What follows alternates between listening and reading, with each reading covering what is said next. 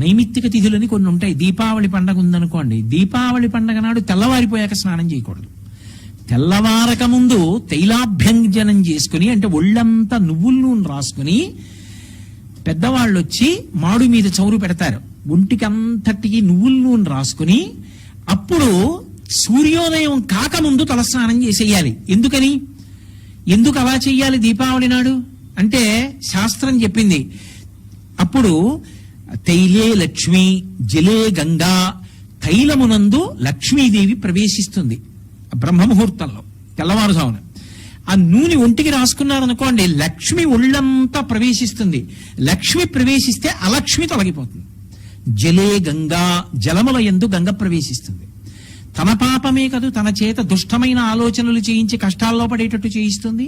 ఈ పాపం ఎందుకు తొలగిపోతుందంటే, దీపావళి పండగ నాడు తెల్లవారుజామున చేసినటువంటి సామాన్యమైన ఉదకముతో కూడిన స్నానమైన గంగ ఆవాహన అయిన కారణం చేత పాపాలు పోతాయి.